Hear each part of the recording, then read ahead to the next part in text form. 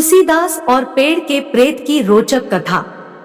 जी हाँ, हम उन्हीं गोस्वामी तुलसीदास जी की बात कर रहे हैं जिन्होंने श्री रामचरितमानस की रचना की थी।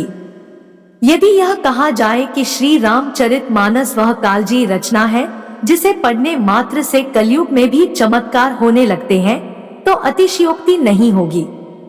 इस महान रचना को सृजित करने के लिए तुलसीदास जी को अपने प्रभु श्री राम जी एवं पवनसुत हनुमान जी से प्रेरणा मिली थी। क्या आपको मालूम है कि तुलसीदास जी को हनुमान जी के दर्शन कराने में एक प्रेत ने उनकी सहायता की थी? जिस प्रेत ने उनकी सहायता की वह एक पेड़ पर रहता था। यह एक बड़ी दिलचस्प कहानी है। जब तुलसीदास जी से एक पेड़ का प्रेत प्रसन्न हो गया, तब उस प्रेत ने तुलसीदास जी की कई मनोकामनाएं पूर्ण कराई। वह किस पेड़ का प्रेत था जिसे तुलसीदास जी ने प्रसन्न किया? आखिर वह क्या बात थी जिसके कारण उस पेड़ का प्रेत इतना प्रसन्न हुआ कि उसने तुलसीदास जी को भगवान के दर्शन करा दिए? आइए जानते हैं कि क्या है वह अद्भुत कथा। गोस्वामी तुलसीदास जी नित्य प्रातः भ्रमण के लिए घर से निकलते थे। एक दिन भ्रमण करते समय उन्होंने देखा कि रास्ते में बबूल की तरह दिखने वाला एक पेड़ सूख रहा है। उन्हें उस सूखते हुए पेड़ को देखकर बड़ा कष्ट हुआ। उन्होंने सोचा कि इस पेड़ को जीवन दान दिया जाना चाहिए। दरअसल वह पेड़ जल न मिलने के कारण सूख रहा था। तुलसीदास जी ने निश्चय किया कि वह इस सूखते हुए वृक्ष को फिर से हरा भरा करेंगे। उस पेड़ के आसपास जल का कोई स्रोत नहीं था। तब उन्होंने निश्चय किया कि वह अपने घर से जल लाकर उस सूखते हुए पेड़ को सींचेंगे। अब तुलसीदास जी जब भी नित्य भ्रमण के लिए निकलते तो वह अपने साथ एक जल का कमंडल भी रखते थे। यह जल उनके भ्रमण मार्ग के उस वृक्ष के लिए था जो सूख रहा था। वह नित्य उस सूखते हुए वृक्ष को जल देने लगे। उन्होंने उस पेड़ के आसपास की गंदगी और झाड़ झंकार भी हटा दी। कुछ ही दिनों में गोस्वामी तुलसीदास जी की मेहनत रंग लाई और वह सूखा हुआ पेड़ फिर से हरा भरा होने लगा। उस पेड़ के हरा भरा होने पर पता चला कि वह पेड़ कीकर का था। उस पेड़ पर एक प्रेत रहता था। गोस्वामी जी के अच्छे आचरण के कारण वह प्रेत उन पर प्रसन्न हो गया था। कहते हैं कि एक दिन प्रातःकाल के समय गोस्वामी तुलसीदास जी जब उसी वृक्ष के निकट ही बैठे थे कि तभी उस पेड़ का प्रेत गोस्वामी तुलसीदास जी के सामने आ गया। वह तुलसीदास जी से बोला कि हे महात्मा, मैं आपसे बहुत प्रसन्न हूँ। मैं इसी कीकर के पेड़ पर रहता हूँ।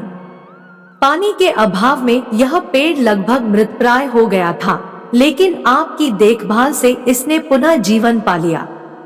हे महात्मा, आपने मेरा आवास नष्ट होने से बचा लिया। मैं आपसे बहुत प्रसन्न हूँ। यदि आपकी कोई मनोकामना हो तो मुझे बताएं।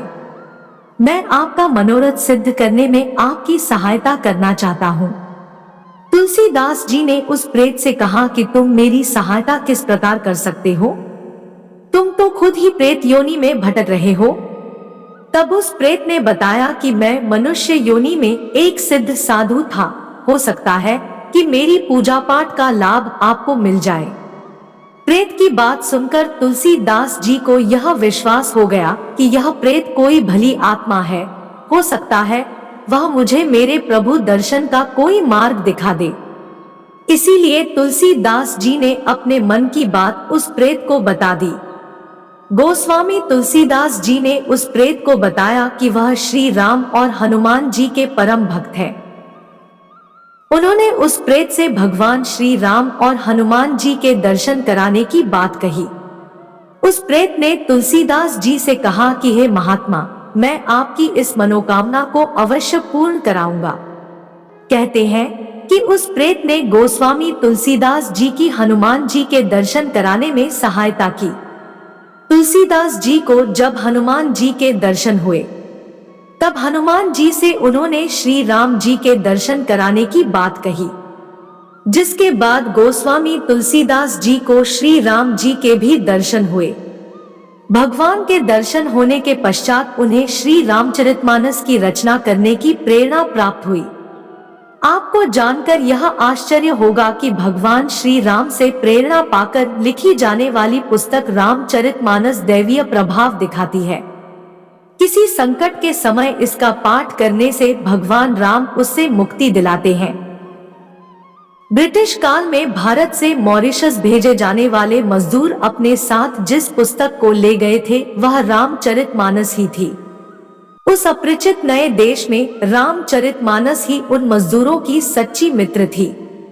जब भी वहां उन मजदूरों का मनोबल टूटता था तो वह इसी तुलसीदास जी के द्वारा रचित रामचरितमानस की चौपाइयां गाया करते थे, जिससे उन्हें उन दुख भरे पलों में मानसिक बल और आत्म सुख मिलता था। दोस्तों, वीडियो अच्छा लगा हो तो वीडियो को लाइक और शेयर करें और ऐसे ही वीडियो देखने के लिए हमारे चैनल को जरूर सब्सक्राइब कर ले। धन्यवाद।